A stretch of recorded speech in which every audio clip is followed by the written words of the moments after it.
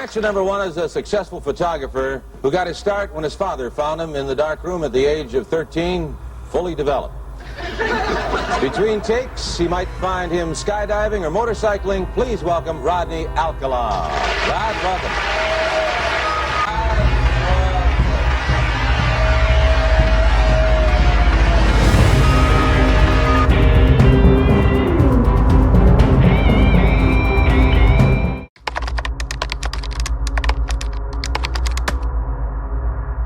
Los Angeles in the 1970s, a city of stars, dreams, and endless possibilities.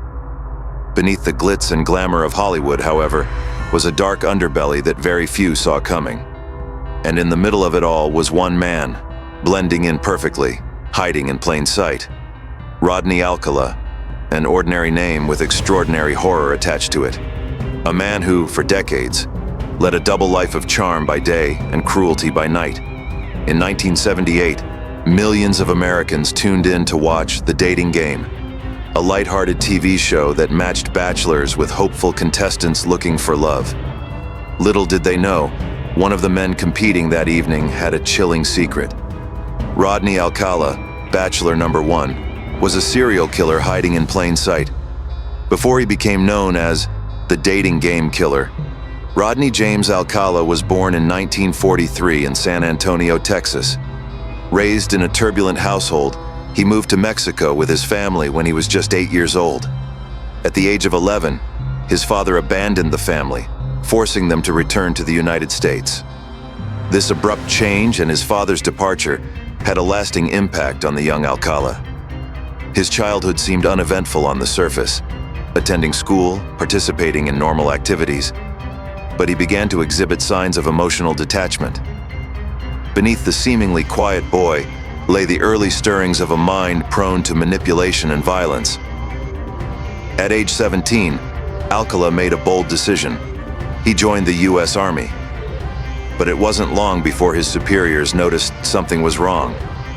After suffering what appeared to be a nervous breakdown, Alcala was diagnosed with antisocial personality disorder. He was honorably discharged, though the military had no way of knowing the depths of his instability. What happened next would set the stage for the violent crimes to come. Instead of seeking help, Alcala immersed himself in the world of art and photography. He enrolled at UCLA's School of Fine Arts, and it was there that his dark side began to emerge. While others saw an aspiring artist, Rodney Alcala was already plotting something far more sinister. It was during this time that he began using his camera as both a tool and a weapon, preying on vulnerable women under the guise of a photographer. In 1968, Alcala's predatory nature reached a terrifying climax. 8-year-old Tali Shapiro was walking to school when Alcala approached her in his car, offering a ride. Unaware of the danger, Tali accepted. What happened next was every parent's nightmare.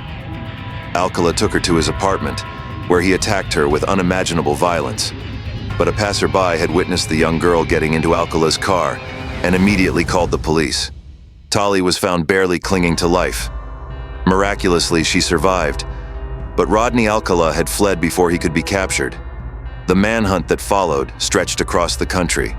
For years, Alcala evaded capture. He fled to New York, changed his name to John Berger, and blended into the bustling city life. He even enrolled in film school, studying under Roman Polanski, perfecting the art of manipulation. It was during this time that Alcala continued his predatory ways, now emboldened by the anonymity of a new identity. His camera became his weapon. He used it to lure young women into his orbit, promising them stardom, glamour, and professional photographs. What they didn't know was that Rodney Alcala was a predator, waiting for the perfect moment to strike. In 1971, 3 years after the attack on Tali Shapiro, the FBI finally caught up with him. Alcala was extradited back to California, but justice, it seemed, would be elusive. Despite overwhelming evidence, including Tali Shapiro's testimony, Alcala managed to avoid the harshest punishment. Convicted on lesser charges due to legal technicalities, he was sentenced to just a few years behind bars. But even prison couldn't hold him for long. In 1974, After serving just over 2 years, Rodney Alcala was released on parole. Once again, he was free to roam the streets, and his taste for violence had only grown stronger. This time, he would escalate his crimes, leaving a devastating trail in his wake. The years following Alcala's release were filled with horror. Now free, he resumed his photography and focused on young women and children, carefully selecting his victims. In each encounter, he presented himself as a charming, friendly artist, coaxing his victims into trusting him. His charm was disarming, his smile convincing. But for those who fell into his trap, it would be the last smile they would ever see. One such victim was Cornelia Crilly, a 23-year-old flight attendant living in New York City. In 1971, Cornelia was found strangled in her apartment, her murder left unsolved for decades. Investigators would later link her death to Alcala. By 1978, Alcala's crimes had spanned multiple states, and yet he was able to hide in plain sight. That year, he appeared on The Dating Game, confidently playing the role of the charming bachelor. He won the game, and his potential date, Cheryl Bradshaw, chose him from among the contestants. Bradshaw trusted her instincts and decided not to go on the date with Alcala. It was a decision that may have saved her life. But for others, there would be no escape. Thank you. Thank you very much. Thank you. Thank you. And welcome to The Dating Game. And we'll get right underway. It's time to meet our first 3 eligible bachelors for game number 1. And here they are.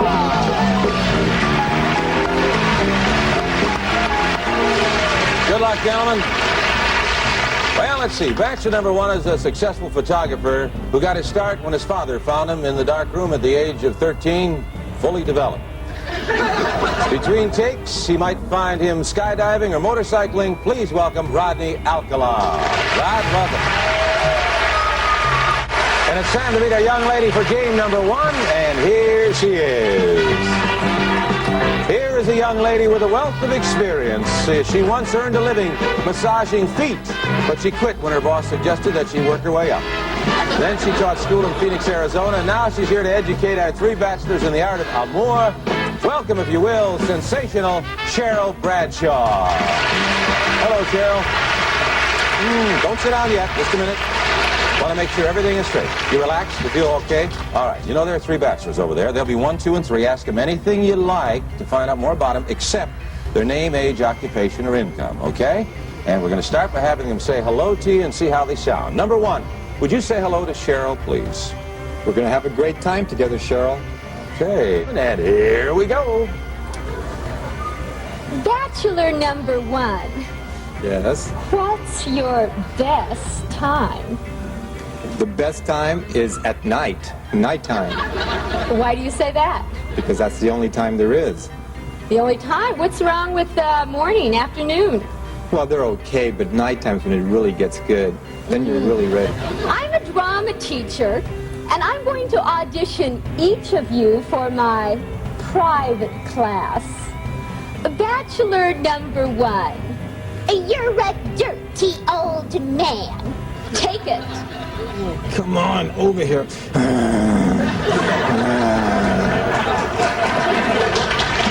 Oh, honey, we ought to go out and boogie. Really? Bachelor number 1. I am serving you for dinner. Oh, What are you called, and what do you look like? I'm called the banana, and I look really good. Can you be a little more descriptive? Peel me.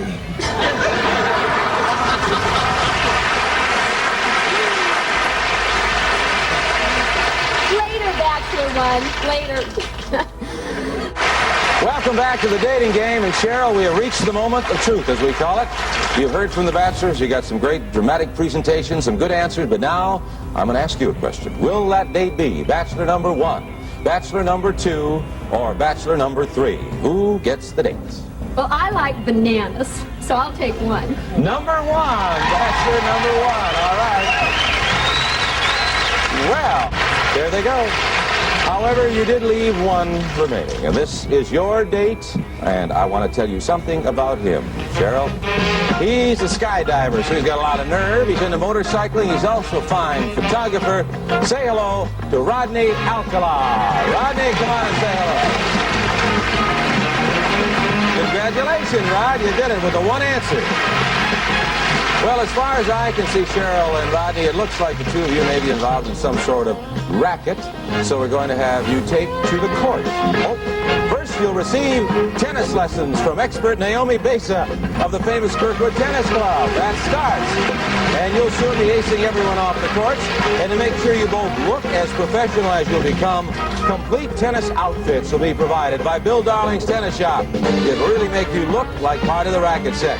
Then it's off the Magic Mountain, one of America's greatest and most complete amusement parks, with plenty of excitement to challenge any daring dater, like the Revolution that'll help you turn the town upside down, and of course the world's greatest roller coaster, the Colossus. Magic Mountain, just a half an hour north of Hollywood, California. So have fun playing tennis. Thank you, Rodney. Thank you. Okay. You can go relax, meet each other, say hello, get acquainted, and they'll be back. And before we begin our next game, let's find out what runners-up will receive today from Johnny Jacobs. 1 year later, 12-year-old Robin Samsoe vanished from the streets of Huntington Beach. She had been on her way to ballet class, riding her bike through the crowded boardwalk. That was the last time anyone saw her alive. Eyewitnesses reported seeing a strange man approaching Robin, offering to take her picture. Her body was discovered 12 days later, deep in the San Gabriel Mountains. Robin's death sent shockwaves through the community and reignited the search for her killer. Finally, investigators had a lead. A sketch of the suspect, descriptions from witnesses, and evidence from Alcala's storage locker. All pointed to one man, Rodney Alcala. In 1979, he was arrested for Robin Samsoe's murder, and investigators began to unravel a disturbing series of events that stretched across years and states. But this was just the beginning. As detectives dug deeper, they connected Alcala to the murders of several women, each case more chilling than the last. In a storage locker belonging to Alcala, detectives discovered a trove of evidence, hundreds of photographs of young women and girls, some of whom remain unidentified to this day. These images became a haunting reminder of how many lives he may have taken. Rodney Alcala stood trial for the murder of Robin Samsoe in 1980 and was sentenced to death. But Alcala wasn't done. He appealed his conviction numerous times, forcing the families of his victims to endure the painful process of reliving the tragedies. New at 5, the penalty phase in the trial of convicted serial killer Rodney Alcala began today in Orange County. Also in court, a woman whom Alcala beat and sexually assaulted decades ago when she was 8 years old. Eyewitness News reporter Eileen Frere is live in Santa Ana, where jurors are hearing from the surviving victim and relatives of other victims. Eileen? Well, Michelle, this afternoon, members of the families of the five who did not survive, those family members told jurors what Rodney Alcala did completely devastated their families. Cameras were not allowed in the courtroom for that testimony, but the court did hear from two other victims, one as young as 8 years old when Alcala left her for dead. After more than 40 years, Alcala apologized to her. Over 27 stitches in the back of my head. Yeah, he hit me right over the head and back of the head. Holly Shapiro recalls the severe injuries she suffered 42 years ago at the hands of Rodney Alcala. Her testimony comes as jurors decide how to punish the 66-year-old convicted serial killer. Shapiro says she was 8 years old, walking to school in Hollywood in 1968 when Alcala, then 25, offered her a ride. She told him she wasn't supposed to talk with strangers. He goes, "Oh, I'm a friend of your parents." And I went, "Oh, okay." I mean, I was 7 or 8 years old. I trusted, adults. So he says, "Oh, we have time." He goes, "I want to take and show you this picture, this really cool picture." So I went, "Okay." I actually wanted to jump out of the car at that moment. I followed him up to the apartment, and he showed me a picture, and that's all I remember. A good Samaritan who saw Alcala with a girl called police, who broke down the door to find the little girl lying in a pool of blood. Unconscious, naked, their legs spread apart, a bar across her neck. Alcala was eventually convicted of child molestation. 7 years later, in 1979, prosecutors say he brutally raped 15-year-old Monique Hoyt. She was posing for photos when he knocked her unconscious. She's been gagged with a T-shirt in her mouth, shoved down her mouth. Prosecutors showing past crimes to try to convince jurors Alcala should pay with his life for torturing and murdering 4 women in Los Angeles County and a 12-year-old Huntington Beach girl in the 1970s. Alcala has been twice before convicted and sentenced to death for kidnapping and murdering Robin Sampso. 3 times Shapiro has been called to testify against him. Alcala, acting as his own attorney, did not question the now 50-year-old, but he did apologize for what he called his despicable behavior. He's never apologized before. And for him to even bother, I mean, that made me sick to my stomach. And it took months before Tali Shapiro was well enough physically to return to school. And even today, emotionally, she says she has a hard time trusting people. Jurors must decide whether Rodney Alcala should be sentenced to death or whether she should spend the rest of his life in prison without the possibility of parole. Reporting live from Santa Ana, Eileen Frere, ABC 7 Eyewitness News. In 2010, Alcala was finally convicted for the murders of 4 additional women: Jill Barkham, Georgia Wickstead, Charlotte Lamb, and Jill Parenteau. He was sentenced to death once more, but for many, this was cold comfort.